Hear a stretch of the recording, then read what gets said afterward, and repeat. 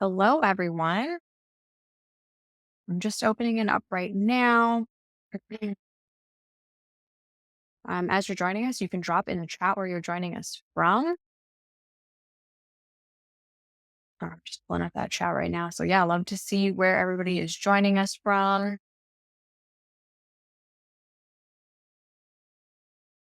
Welcome, Aaron and Alan. Oh, we have a couple of Allens. Alan with one L, Alan with two L's. Alice. Christine is joining us from Massachusetts. Patty is joining from Nebraska. Very nice. Diana joining from Illinois. All right. I love to see where people are joining from and if they're joining from far away, somewhere exotic, somewhere that's maybe not snowing. Somewhere that we should go on vacation to? Yeah. Somewhere we should go on vacation to. Laurel is from Alberta. Hi, Laurel. I am originally from Alberta too. So that's great to see. I'm tuning in from Prince Edward Island, a very small island in Atlantic Canada. John, where are you tuning in from? I'm tuning in from Montreal, Quebec, in Canada. So much bigger city, but real nice place. Much bigger province, yeah. Who else do we have? Oh, Laurel's from Fort McLeod. Very exciting. I know exactly where that is. I've driven through it. Eileen is joining us from Fargo. Alan from Texas. Oh, Alan and Brian are both from Garland, Texas. I'm going to assume that you guys know each other, maybe from the same school district. Julie from snowy Wisconsin. Yeah, it's snowy everywhere. That isn't. Oh, Julian, welcome. You're from Mexicali. Love that. I've driven through Mexicali on my way to Baja or into Baja. So that's great. Switzerland, Jonathan. There it is. That's our exotic place is Switzerland. Anybody can beat that? Maybe? All right. So I am sharing my screen. Let me just flip over to my other tab. So everybody, you are here in the right place. We're here talking about digital signage essentials. We're talking about hardware. We're talking about displays. We're going to be talking about video walls. It says for tech directors, but it's not only for tech directors. You could definitely be in this session if you're just wanting to find out more. I have John here. He is one of our technical support representatives. So if you ever have questions about Rise Vision and you've emailed us, it might be John that responds to you because he knows everything about Rise Vision, I think. And if it was a nice response, it's definitely me. If it was a bad response, it was one of my colleagues. Definitely was not me. Yeah, for sure. All right. So I'm going to get going on to the next slide if I can. There we go. So what to expect today. So we're going to be talking about digital signage in modern communication, why it's important, why it's working. We're going to be talking about hardware essentials, best practices for selecting your displays, video walls. We're going to be talking briefly about how digital signage can enhance learning and safety. And then we're going to open it up with a live Q&A. So you can hold your questions to the end or you can ask them, drop them in the chat as they come up or put them in the Q&A feature and we will answer them live as we go if it's a good time or we'll save them to the end. I will be sending out a recording of today's session. So Jeremy, I see that you are taking notes for this meeting. That's great. If you don't want to have your note taker taking notes, I will be sending out the recording. So you'll have that. And then with that recording, you'll be able to see the transcript as well if there's something you want to go back to.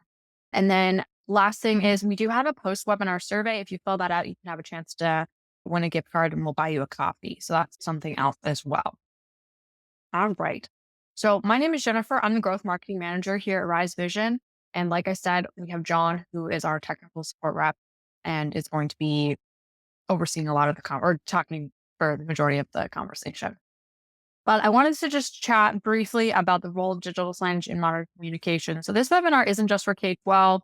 This isn't just for schools or industrial. This is for everybody. So these stats, they do apply to both settings. But research shows that employees, and let's assume that this applies to students as well, because these are just little employees in training, suggests that employees are 2.7 times more likely to be engaged when they're recognized for their efforts. This can be translated into the office setting, but it also goes into the school setting.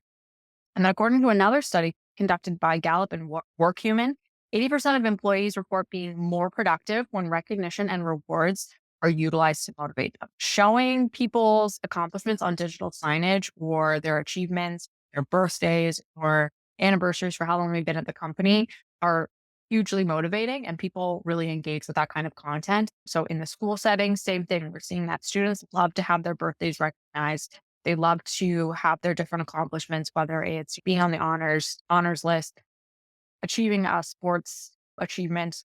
Obviously, I'm not into sports, so I don't know what the sports achievements are, but sports achievement, winning an art award, all sorts of great things like that. They're very motivating.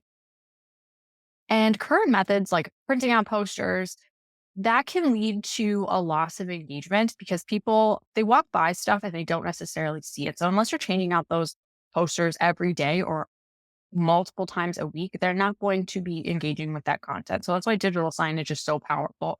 And then you also have the ability to use digital signage to increase safety. So we especially see this in the school setting with emergency alerts. We have one example where they were able to respond and lock down a campus in under 30 seconds. So that critical window for when a threat has been identified to when something starts is typically under 30 seconds. So whether that's an active shooter or what am I going Inclemental here? weather or police intervention. Incremental weather, something else is going on, 30 seconds to get that message out there and shared. So that is amazing. I'm going to turn it over to John now to talk about hardware essentials. This is what we're all really here for. And John, to kick it off, let's just start nice and easy, nice and with a really basic question. What is the difference between a display and a media player? Thanks so much, Jen, and thank you everyone for having me here. We like to talk about just what's a display and what's a media player because it's in the little vocab lexicon we tend to use and people can get confused by it. And just to start off, what is a display? It's the TV screen, it's the computer screen, it's the screen that shows the picture, the content, the videos, whatever people are going to be looking at. And so today when we talk about a display, we're specifically talking about that big, flat, usually screen that people look at. And the media player itself is essentially that little mini computer that's running the Rise Vision application. It processes the information and it's plugged into this display screen and allows that content to be seen. On some devices, you actually have these built into each other. So display is a media player and they're interchangeable. A smart TV would be an example of that. And then for others, if it's just a computer monitor, the computer monitors the display, but it needs to actually have a computer plugged into it in order to run anything. And that would be the media player. And so they come in different sizes, they come in different operating systems. Here's a quick example of one of them in my hand right here. And they can be bigger, smaller, and there's quite a few varieties. And we'll get to more details on that a little bit from now. Mhm. My image share, John, is a little bit of a lie because I do have a media player, which is the Rise Vision media player, but then I also have a picture of a display, which is technically an all-in-one Yeah. display because it does have the media player built in But it for gets the point across. It's it gets which the is point the actual across. screen and which is the mini computer that's processing all this information. Exactly. All right. And Go so ahead, John, talking about displays. perfect. We get a lot of questions about, hey, what's sort of right display? And that's what I'm focusing on the actual screen people are looking at. What should they get? Do we have any preferences or suggestions for them? Honestly, displays, there's a lot of variety out there, and it's up to you to choose one that's in your price range and that fits your size. The big things here that people tend to consider is, oh, what's the size of the space I have? Is it a hallway? If it's the back corner of a factory, a lunchroom, who knows what? You can buy whatever display physical size you want. We just want to focus more actually on the resolution. And so for us, we suggest you get a resolution that matches an aspect ratio of 16:9. That doesn't sound like much, but it's a certain ratio of like length by height. And so the vast majority of TVs and screens have a resolution of 1920 by 1080 or 3840 by 2160. Those are HD and 4K respectively. And so getting displays that fit those is what I suggest you should get. It can be giant, it can be small, but just make sure those are the resolutions are going to go for. Those are actually the most popular kind of commercially sold ones now available. If you have an old TV screen sitting around, it might not fit that perfect resolution. That's okay. Rise Vision's still going to work with it. It'll just resize it to fit within that aspect ratio of that unideal monitor. So there's no worries about that. You don't have to buy new technology. You can use old technology. Just that's what we suggest. Something else to think about is where are you physically going to place it? Do you want to be super flush with the wall so it looks like thin and seamless? Oh, cool. Or do you mind if it gets stuck out a little bit? You have to take into account what sort of hardware you're going to have to hold it onto the wall. That's up for you to decide. We have no preference. But just be sure that if you want it flush and very skinny with the wall, that there's space for a media player to plug into it. Because some people think a media player is tiny thin as well. They're not necessarily. So just take these things into account when you're buying a display screen or a TV screen. Something also has to be said for kind of the durability of different environments. Are you going to put this outside? Is it indoors? Is it in a high traffic area with little kids who might want to push against it? Or is it where adults might just be easily ignoring it and leaving alone? So you might have to well install it or buy one that's typically made for that environment that can handle a little bit of jostling or temperature changes and things like that. Again, we don't have any specific recommendation for you guys. There's so many different choices of these on the market, but just keep that in mind if you're purchasing a new one. All right. Good stuff, John. Does anybody have any questions about what to consider when you're choosing a display? If you have any questions about displays right now, you can drop them in the chat. Um, John, I think you touched on in terms of, I guess that's more in the media players in terms of what you can run on your display. Is there any sort of consideration for displays in terms of like you're running a lot of video versus if you're just running a few announcements? Are there a couple of specs that you should be aware of that will limit you?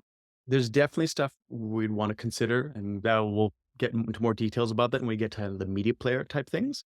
But let's say your TV screen is in fact an all-in built one. There's a media player built into the TV screen.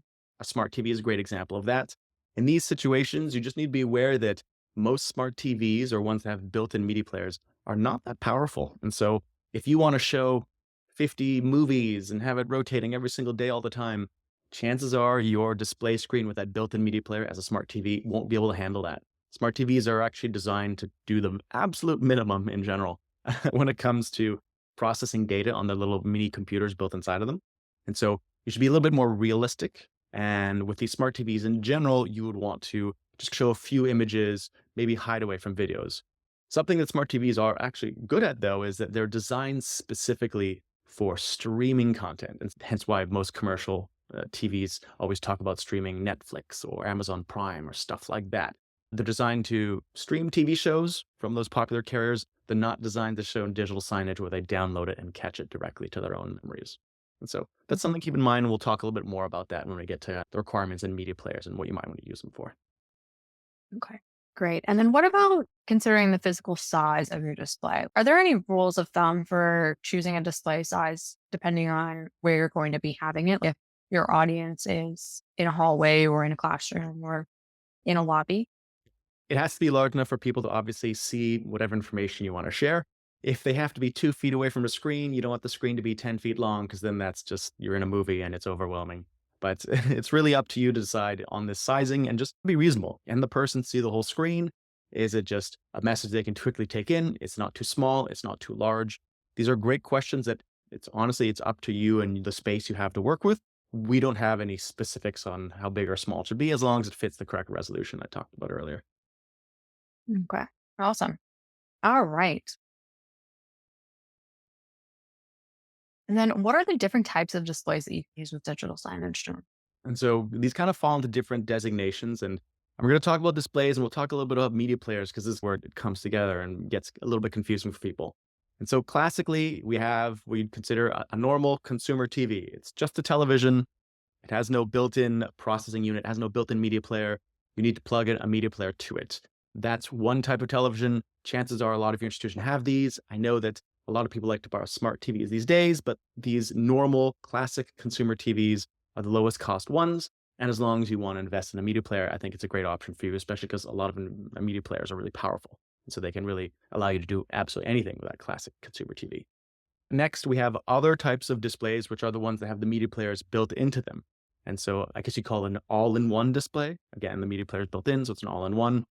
Smart TVs are a classic example of this, where they allow you to host the Rise Vision app, and they can show a little bit of content, but they tend to run into playback issues if they're showing too much of that downloaded content.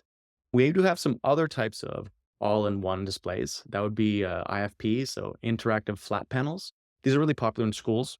New Line, Smart Panel. There's an absolute ton of different brands for these, and different schools have access to different types depending on what kind of institution or deal they have with the district. Those tend to be actually better than smart TVs because they're meant to actually have a more powerful built-in media player. And so they host a lot of different applications used in the education sphere, and Rise Vision is able to show some of that content when it's not in use for other things. And so IFPs are a great choice if you have an individual who wants to actually interact with that screen for other purposes And then when it's not in use, you can switch back to that digital signage to give reminders about what's going on in the school or that day and schedule and stuff like that.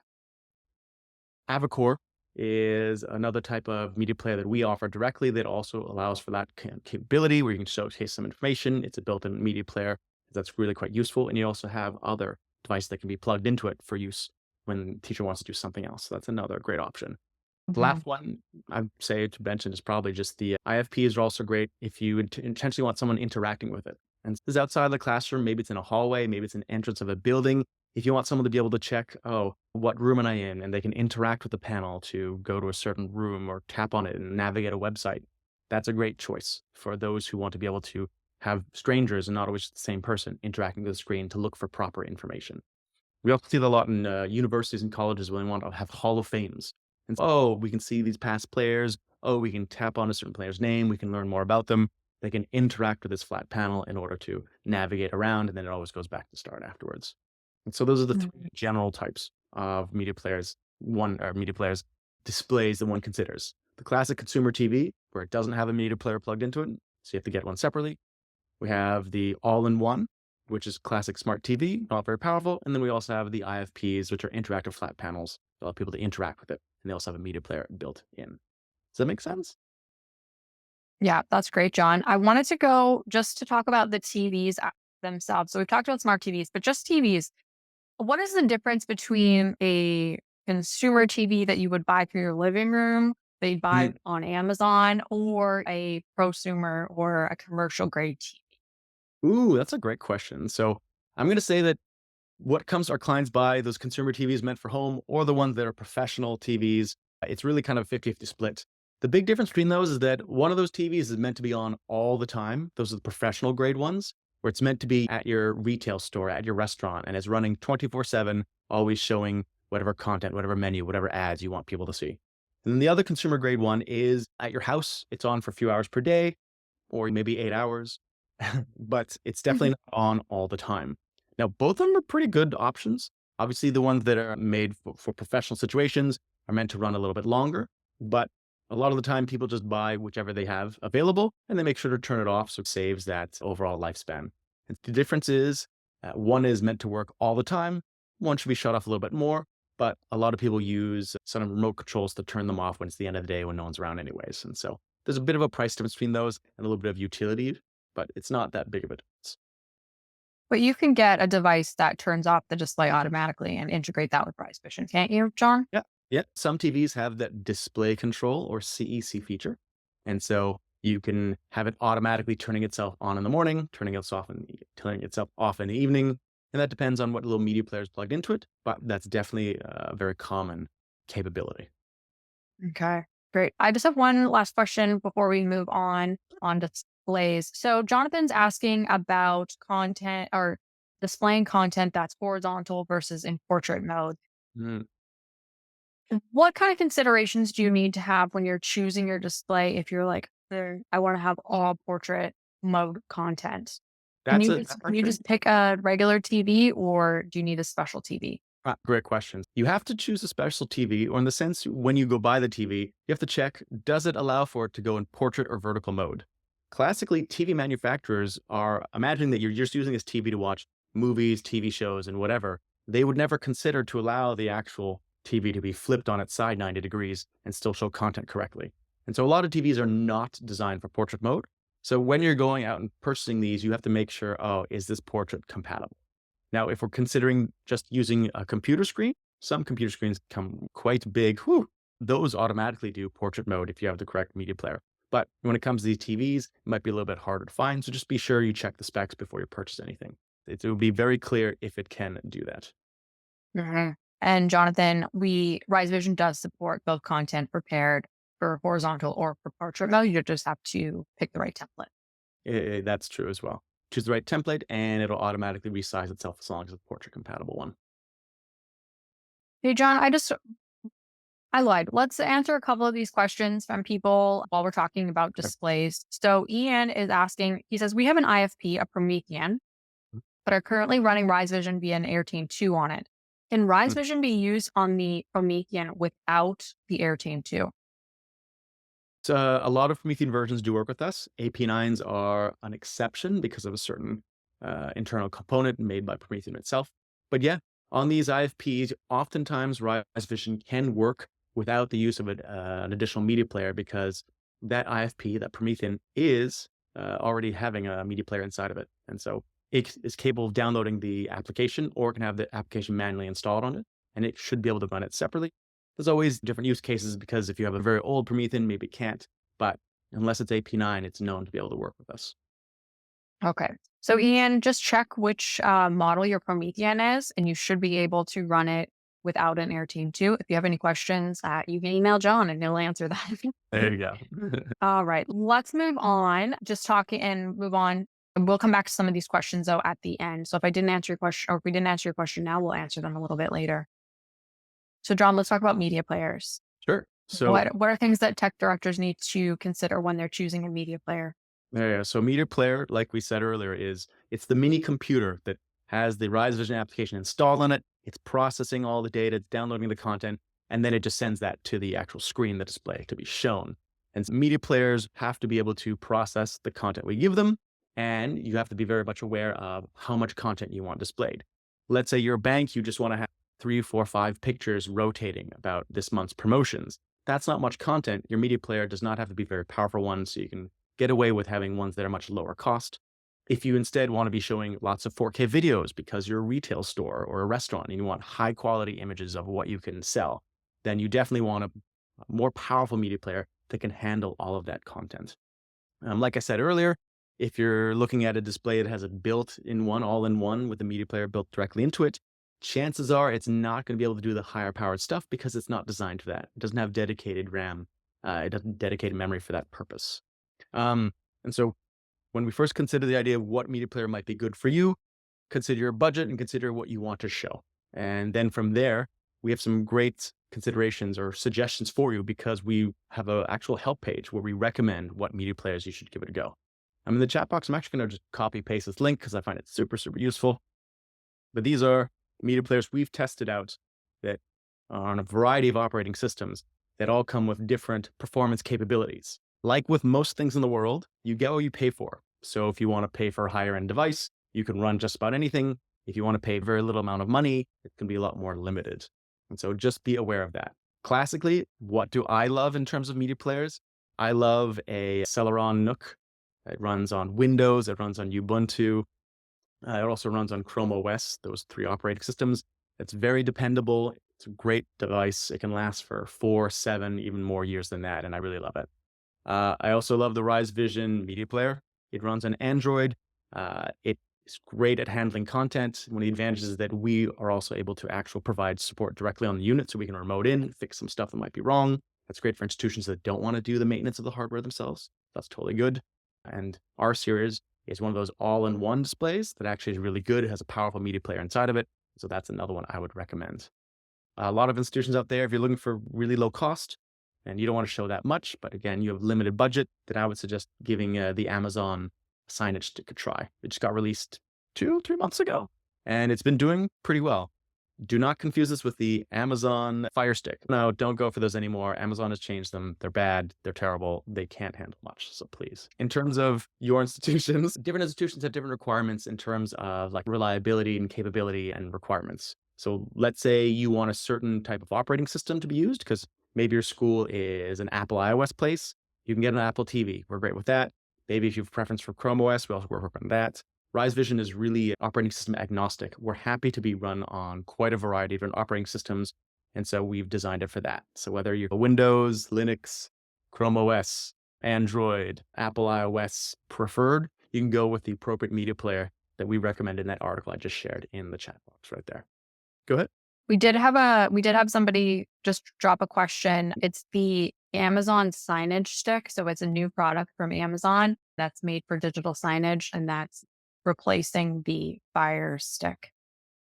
Yeah, the Fire Stick continuing, but that's like a consumer product for watching TV with Amazon Prime, Netflix, all that stuff.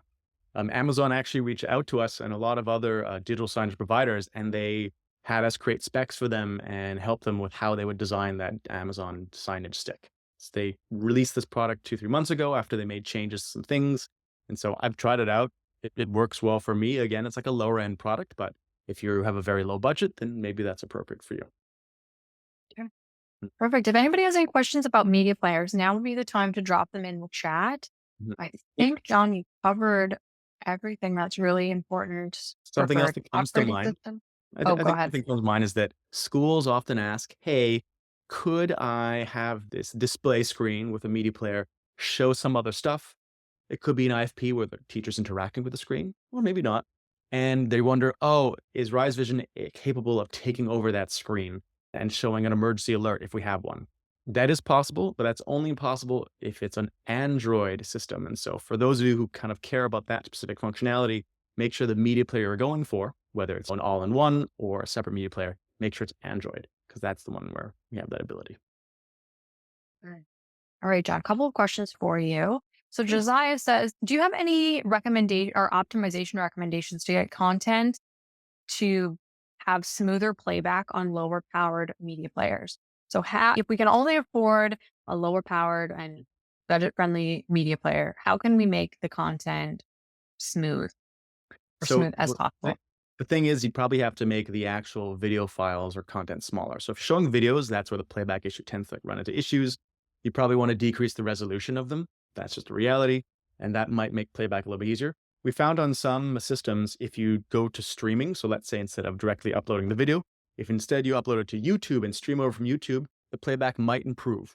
That works again for media players where they're designed for streaming data and not directly downloading. It'll run into issues if you ever lose internet, obviously, because it has to stream from YouTube, but that's another potential way around that as well. For some media players, like a Raspberry Pi, they inherently don't have this decoding that other media players have. So they're always going to have playback issues with videos. And so it's just a limitation of going for a Raspberry Pi in this example if you're going for that lower end cost spectrum. Mhm. So Jason, that probably answers your question. So Jason just asked, he said an old Raspberry Pi is not displaying video anymore. Why? Doesn't even display weather, Rise Vision weather. If it's an old Raspberry Pi, then maybe it's getting towards the end of its life. I don't know exactly what version it is. But Raspberry Pis in general are great engineering tools. They're really super cool if you want to do something interesting or new when it comes to technology. But for digital signage, they're actually not that great. They're not good at showcasing good quality video. They can do some still images, but they're really limited in that respect. And to be fair, if you're an IT, you might know how to use a Raspberry Pi. Average Joes do not. Mm. All right, Jason, hopefully that answers your question. If you do have any more questions about your Raspberry Pi. Oh, he says, what about the new version of Raspberry Pi? Is that good for video? The newer version is still Raspberry Pi, so it still does not do all the hardware decoding stuff.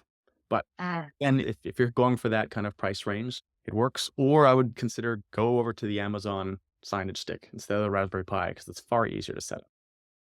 okay. So Ian, I think that should answer your question. He says the AirTame 2 has been really buggy with video. Do you know if the Amazon signage stick handles videos well? Maybe Amazon signage stick does better. the videos, yeah. All right. Perfect. Thank you so much, everyone. Good questions. So we're not going to get super in depth because mounting is personal choice on where you're putting your device. But what about some mounting systems and networking requirements? What are some things that people should consider, John? Like you just already said, different TV makes have different mounts that are compatible with them. It's up to you to decide what mount and you prefer for the type of television or display that you've bought.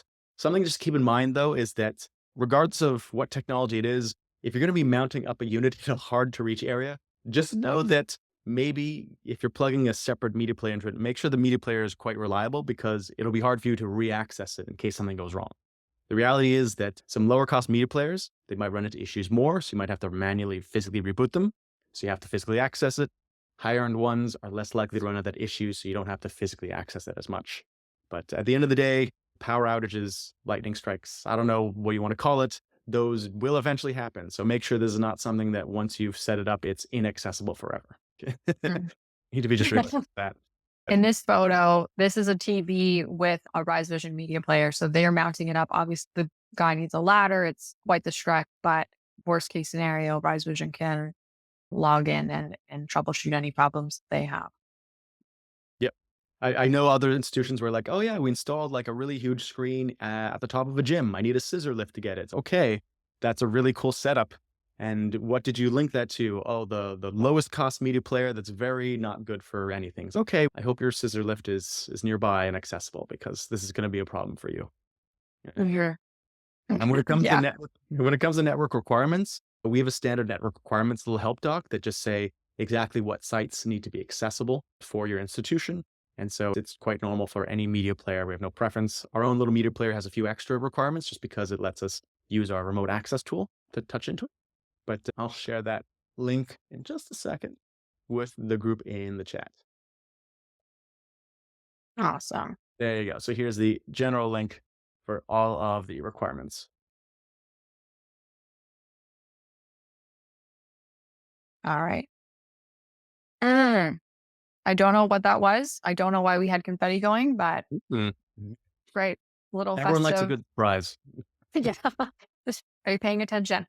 John, why don't you talk just briefly about if you have a media player, you have your display, you have your media player, what are some ways that you can connect or support that media player? Like, what's our recommendation for mounting that media player to the display? So if we want to go just the easiest approach, you can just use Velcro to stick it on there. That's a reality. That being said, depending on the institution, maybe you have people who might come by and play around with the TV. Are they kids? Is it someone who's bored in some retail marketplace? I'm not sure. In that case, there are actual locking mechanisms that come with the Rise Vision media player or the media players. And so you can really just lock it in place so no one can remove it. So those are suitable options for you. It just depends on how you want to link it. So, Velcro, you could use double sided tape, zap or zip ties. Zip tie? Yeah, I feel like zip ties might fall, but sure, yeah, you can try the zip ties. I haven't thought of that one. Okay. Yeah, I think zip ties are a problem solver for any problem. All right. So we've been talking about media players. We've been talking about displays. I wanted to share some examples from real Rise Vision customers of what they're doing. So this is a school. This is in the hallway. So up a little bit. So to keep away prying fingers. But this is an example. They have a all-in-one display. So they have the Apercore R series. This is a great idea. It's a good idea to have a media player that's locked down. So kids and adults actually can't take it over. We hear all the time from schools that kids are trying to mess around with the media player so they can stream YouTube and whatever else kids are into these days.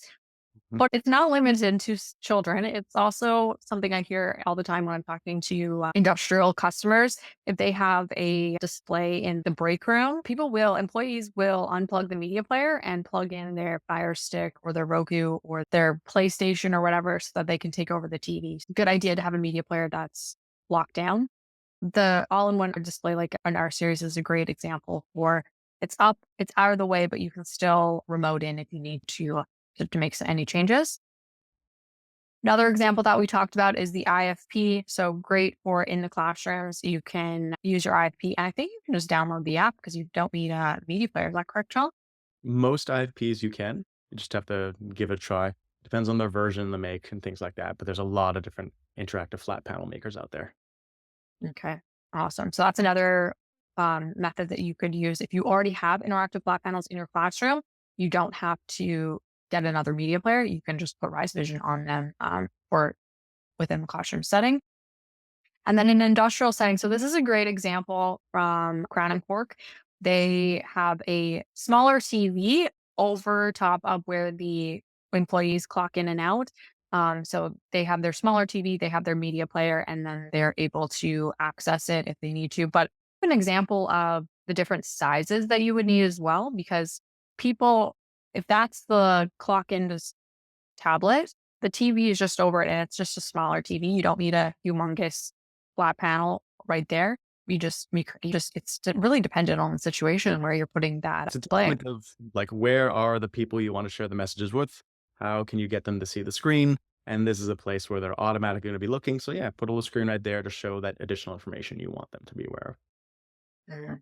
One tip that we're just going back to keeping your display accessible. So this is from Donnie, just an option. He says, or they say, we have a TV that would not be accessible to reboot when needed, except we run an HDMI cable or HDMI over Ethernet extender, put it in the office so we can easily reboot when needed. No, that's true. Yeah, they have a separate media player plugging to that screen. They just have a very long cable, so the media player is in another place they can easily manually reboot it if it's required. That's a smart one.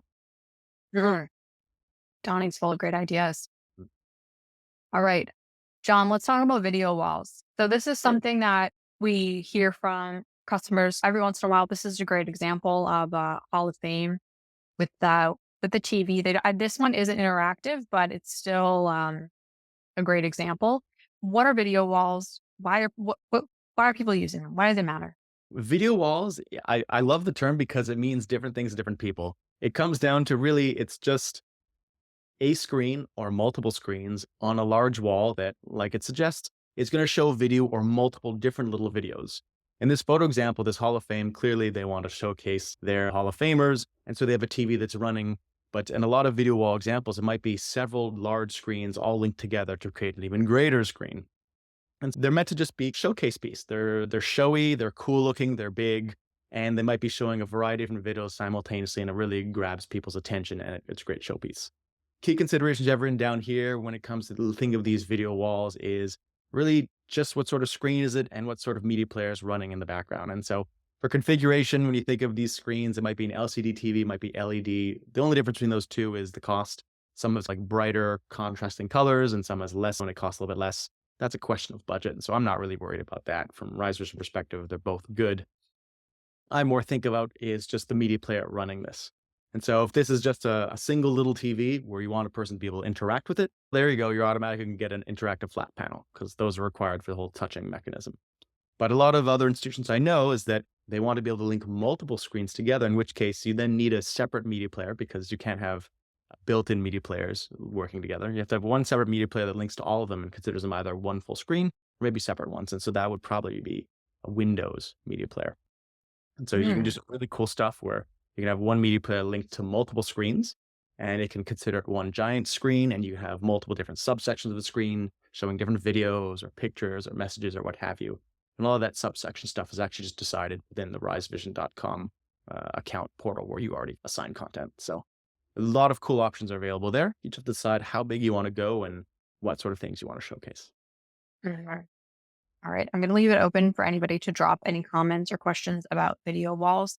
I think that you made a really great point, John, that your video walls, you could have one TV, you could have multiple. Like this example with the Hall of Fame, it's a showpiece for sure. People are going to, their eye is going to be drawn to it, but there's so much more going on than just the digital sign here. They have the wall is full of blown up images.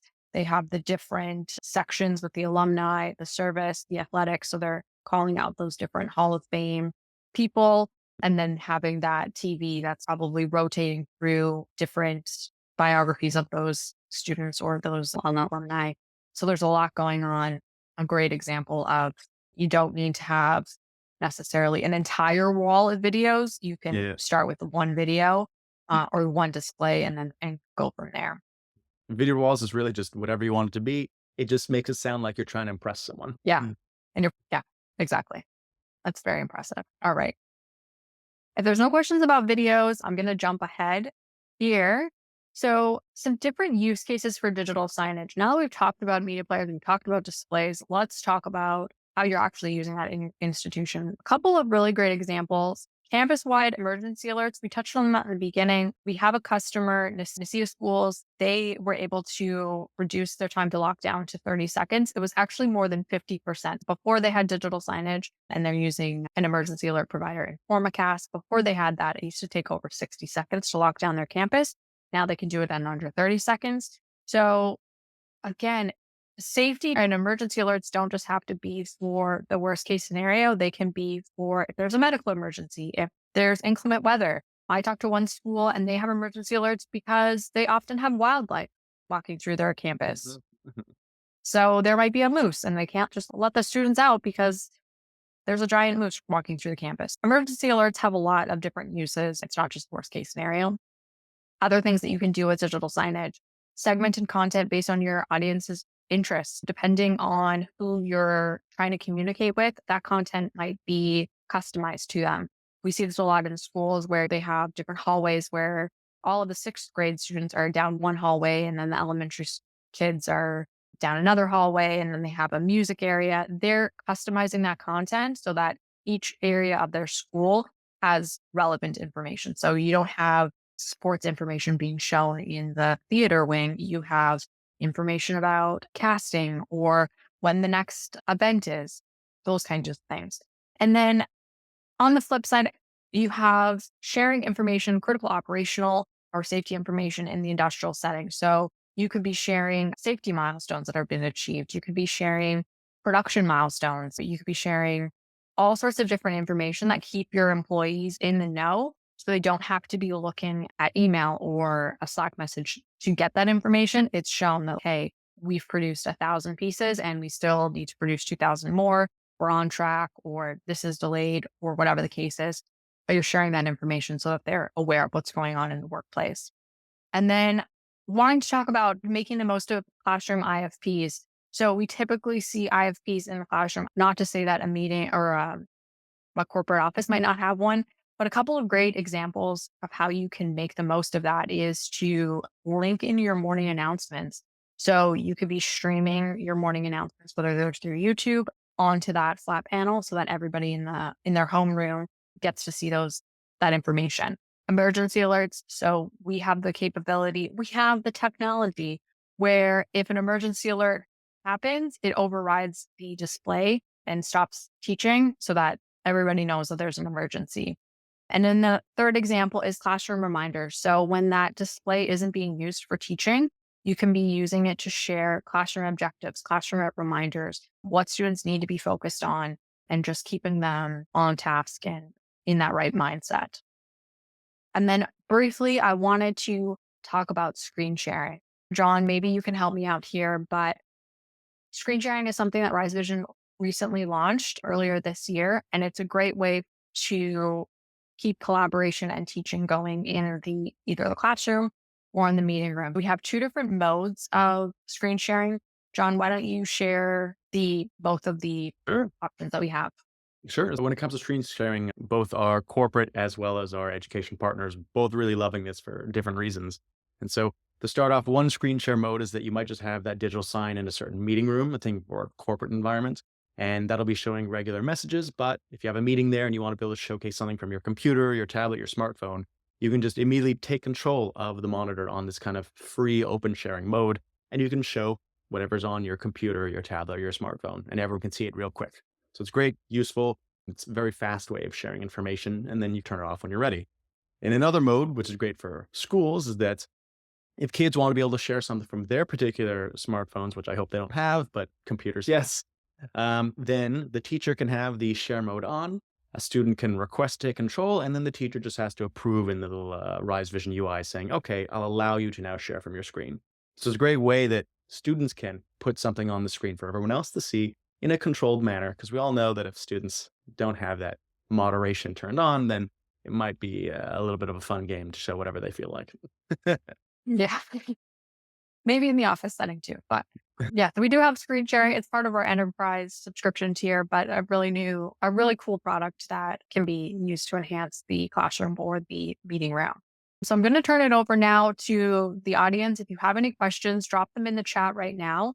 I'm going to scroll back up to some of the questions that we weren't able to answer before. So I'll give everybody a chance to review or to think about the question and put it in the chat. Just give me 1 second to read some of the questions. Uh,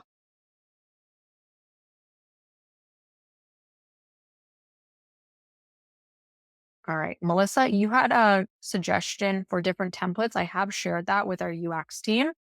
So those are great suggestions. If you have template requests or template suggestions, you can suggest them in the app, which is really great. And then our UX team they'll either say, hey, we have this example that you could use or this template you could use. They'll help you create something. So there's a couple of different options.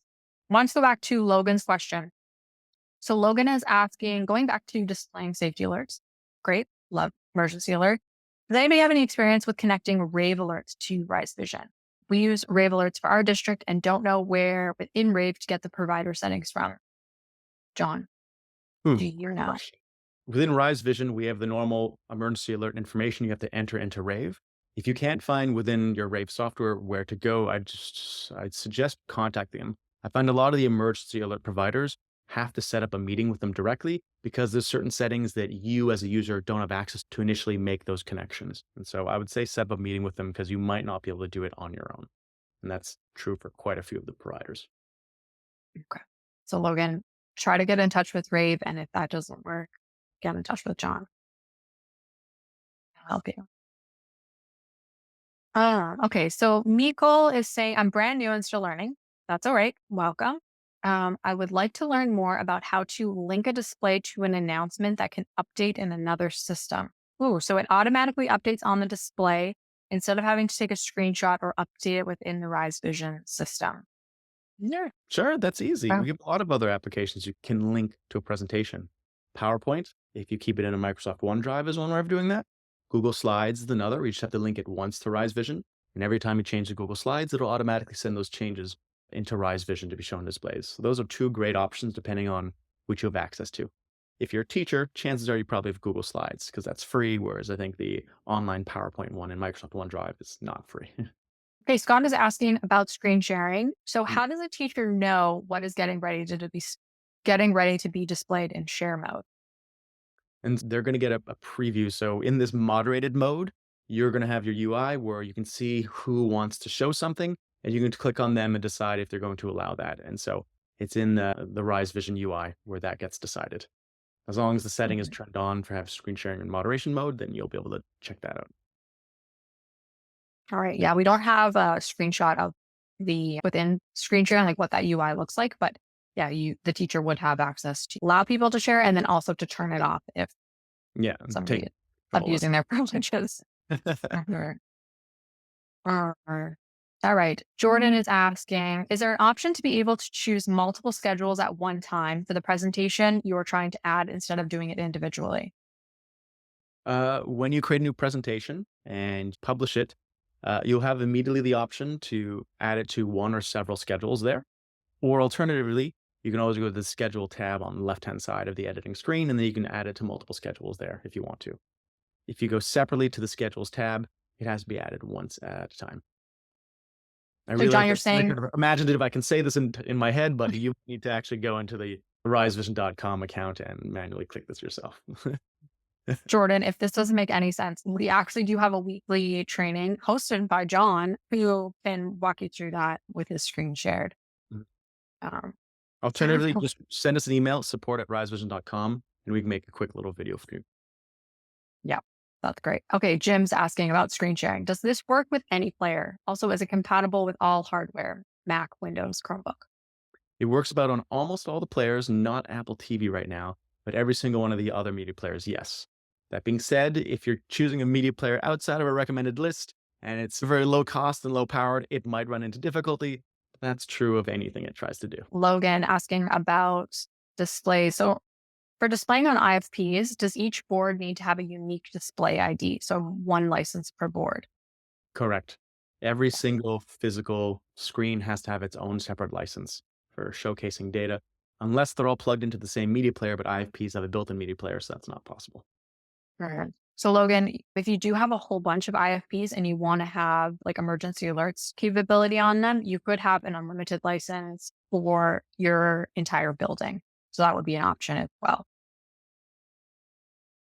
Um, oh, Jeremy, this is an issue that I don't know if we're going to be able to solve right now, but it is a good point. So Jeremy says in screen sharing, I've had an issue where the last user disconnects from the screen sharing incorrectly, causing the connect code to not refresh.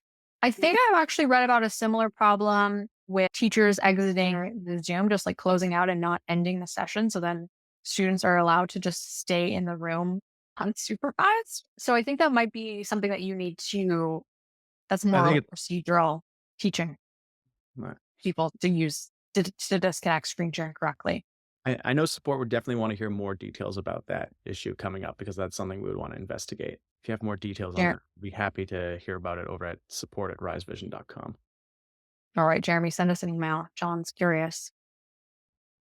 Uh,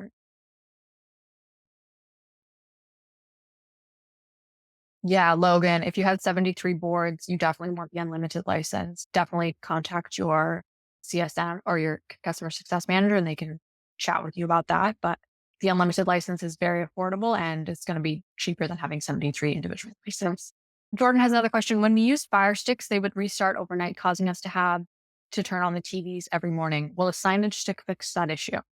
Signage sticks are both made by Amazon, but they are far better than Fire Sticks and they do not have that issue. They're designed specifically for digital signage and being able to automatically reboot and restart correctly. So yeah, you will not have that issue. Correct.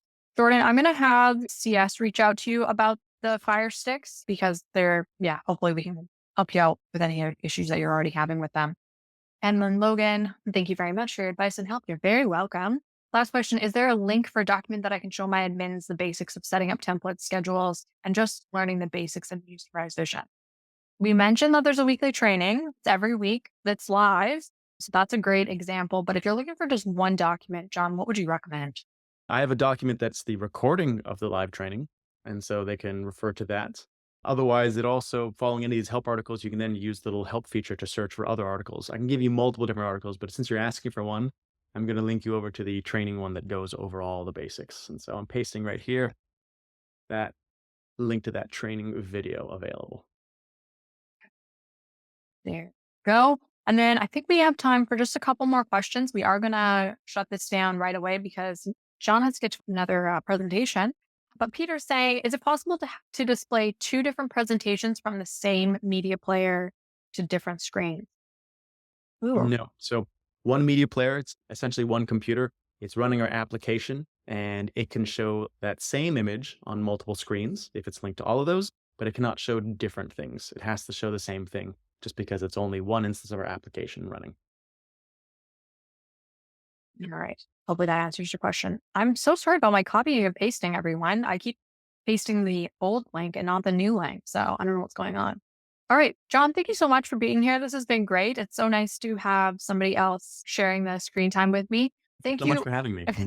Yeah, you're very welcome. And don't you too good of a job because now you'll have to do this more often. Thank you, everybody, for being here. Just final things. If you don't follow us on LinkedIn already, I recommend that you do. We post little snippets of like bite-sized information about different webinars, how to do things. Little snippets from John's weekly training get shared there. So lots of information, case studies. Follow us on LinkedIn if you aren't already. Make sure you fill out that survey. Your feedback is really important. I love to hear how we can improve, what topics that you're interested in hearing about, all that kind of good stuff. But thank you all for being here. We will have a new series of webinars coming in the new year. Happy holidays, and we'll see you all next year, not sooner. All right. Thank you all. Thanks, John. See you later. Bye. Thanks so much, Jennifer.